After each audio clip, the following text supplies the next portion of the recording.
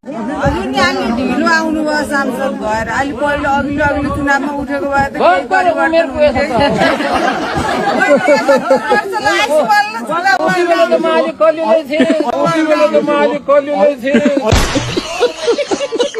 फेरबार गर्न चाहनेहरू आउनुहोस्, प्रश्न छ भने सोध्नुहोस्, भोट दिन मन लाग्यो भोट दिनुहोस्, उताबाट पनि आउनुहोस् ल। भोट दिनु मन नलाग्यो केटी नदिए नि हुन्छ। त्यो पुरानो 30 वर्ष नचलेको कारखाना, सडेको गएको कवाडी कारखाना पहाड़को किसानहरूको लागि, मधेसको किसानहरूको लागि चाहिने कृषिको औजारहरू बनाउँदैछ। आफ्नो हाम्रै किसान दाजुभाइहरूको लागि काम गर्दैछ आफ्नो किताब बेचेर। अनि त्यही किताब बेच्नलाई पनि रिस उठ्ने मान्छेहरू छ भने यही कालीगण्डकी नजिक छ, त्यही हाम फालेर मर्यो। अब भिडियोहरू आउँछ, फेसबुकतिर भिडियो आउँछ, भिडियोमा देख्नै भयो होला। म कहिले कहिले बौलाउँछु। यस्तो गर्न जाऊ भन्नु, समझ्यो?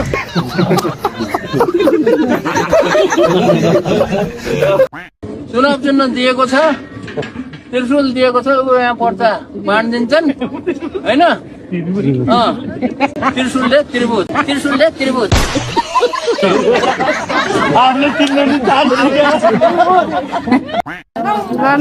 नमस्कार भोट दिनेहरूलाई नमस्कार गर्नुपर्छ।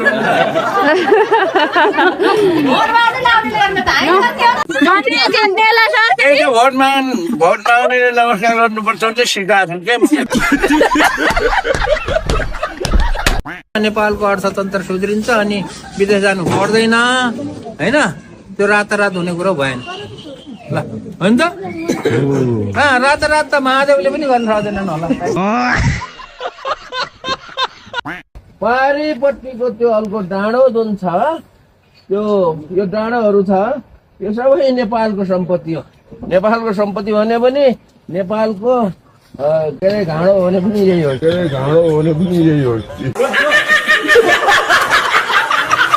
मलाई चाहिँ धोकेबाज गौडा मन्त्री परिषदलाई धोका दिएको, जेनजीलाई धोका दिएको भने एकजना भाइले मैले फेसबुकमा लेखेको देखेँ, महावीरको महा पनि हट्यो, वीर पनि हट्यो। सबलाई मैले भाइ बहिनीहरू भन्छु है, कोही एउटा दुईटा दाईहरू मरेको भए माफ गर्नु होला। दाई दिदी हुनलाई त 71 वर्ष नआएको हुनु पर्यो, 73 हुनुभयो, एउटा हुनुहुन्न। अरू एकजना दाई र सम्पूर्ण भाइ बहिनीहरूलाई रिस उठ्छ नि साथी हो। के मन नरिस उठ्ने चाहिँ भगवान हो र? भगवानलाई रिस उठ्छ, शिवजीलाई रिस उठ्यो भने कति साह्रो रिसाउँछ शिवजी। कहाँ चाहिँ आफ्नो होइन के अरे सतीदेवी के अरे को लास बोकेर संसार घुम्छन्। मन त त्यस्तो घुमेन छैन, किताब बोकेर घुम्छ। कसरी जाने के छ अब गाउँघरमा? अब गाउँ जाने, चुनाव प्रचार गर्ने, अब भोट माग्ने, दिन्छन् नदिए दिँदैनन्। अब 1 महिना अब यसरी डुल्ने। मेरो खराब पानी छ, मेरो खराब। र भाइ बहिनीहरूलाई चाहिँ एकदम नमस्कार छ। चुनावमा के चलन हुन्छ भने अरू बेला चाहिँ नेतालाई नमस्कार गर्नुपर्छ, अनि चुनावमा चाहिँ नेताले चाहिँ जनतालाई नमस्कार गर्नुपर्छ। 71 वर्ष पुगेर 72 वर्षमा लागेको मान्छे छिटै छु अहिलेसम्म। युवा मान्छे सिनु भने म आफैले थाहा हुन्न। अब डुल्ने हो खराखर, त्यहाँ गयो त्यहाँ घन्टा बस्यो, त्यहाँ गयो त्यहाँ घन्टा बस्यो, त्यहाँ गयो दिनदिनै त्यसरी डुल्ने हो। अब मैले कसैलाई भोट दिन्छौ कि दिन्न भनेर सोध्दिन, मन लाग्यो देऊ भन्ने हो होइन। अब कसरी कस्तो चलिरहेको छ भन्ने। सांसद भएर गएपछि के गर्छु त म्याग्दी जिल्लालाई, के गरिदिनुहुन्छ भनेर सोध्छन्। अब बाटो मान्छेले सोध्छन्। अब अलि लाटो मान्छेले मन मनै के गर्ला यो मान्छेले म्याग्दीलाई भनेर मन मनै सोध्छन् क्या। पैसामा बिकेर पैसामा नबिग्रोस्। 2-4 हजार 5-7 हजार 8-10 हजारमा बिक्नु भयो भने त्यो चाहिँ सोझै नर्कमा जान्छ।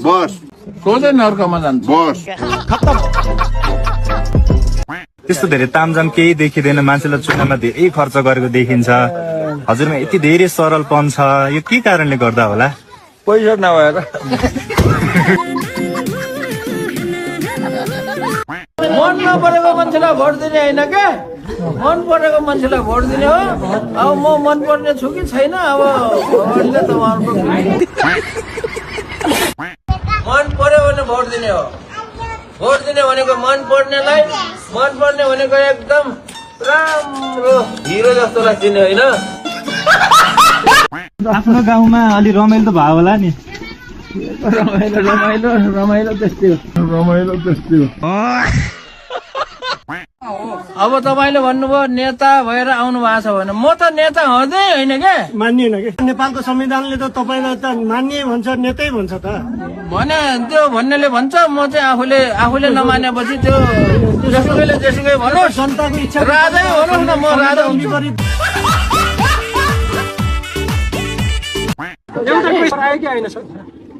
अफर आए पनि जाँदै जाँदैन हो कि होइन? अनि पुरानो राजनीतिक दलहरू भनेको कस्तो भने कुकुरको पुछर जस्तो, ढुङ्गामा हाले पनि कहिले नि नसोध्ने।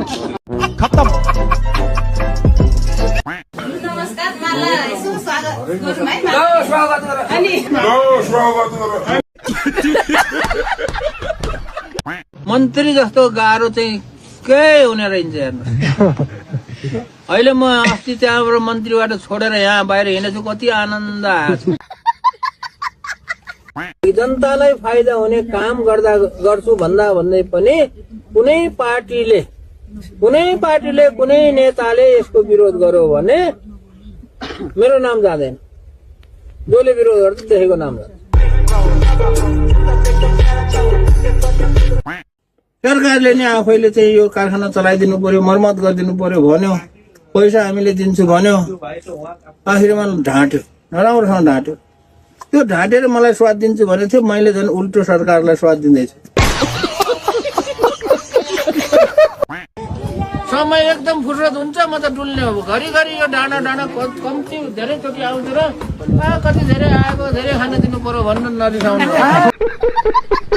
म पनि युवा हो, म बुढोलाई चाहिँ म उमेरले 71 वर्ष पुग्यो भने म पनि 30 वर्षभन्दा कम छैन। म पनि युवा हो। किताब बेचेर राजनीति खेलेको मान्छे त हजुर मात्रै होला। किताब बेचेर राजनीति खेलेको होइन क्या, तपाईँले उही राजनीतिसँग जोड्नुहुन्छ। किताब बेचेर कारखाना चलाउन खोजेको हो। कारखाना चलाउने काम पनि राजनीति हो र? कि किताब बेचेर पैसा जम्मा गरेर चुनावमा लडेको भए पो एउटा कुरा हुन्छ त। किताब बेचेर राजनीति खेलेको महावीर पनि साह्रै जान्ने मान्छेले भन्यो होला नि उसो भए। तपाईँहरूलाई अहिले यो कति बज्यो यार, यहाँ मैले नि हेर्नु पर्यो 9:30सम्म यहाँ दुःख दिने। अहिले सुतेको भए एक निद्रा नि पुरा पुगिसक्छ। जनतालाई फाइदा हुने काम गर्ने हो। जनतालाई फाइदा हुने काम गरेपछि जहाँ गए नि खाना दिइहाल्छन्, बस्न दिइहाल्छन्। अनि जहाँ गयो जे खाना दिन्छन् खाने हो, जहाँ सुताउँछन् त्यही सुत्ने हो। चुनावमा चाहिँ किताब पनि लिएर आएको छु, एक गाडी किताब पनि बेच्ने, चुनाव चाहिँ अभियान पनि गर्ने, दुइटै काम एकैचोटि।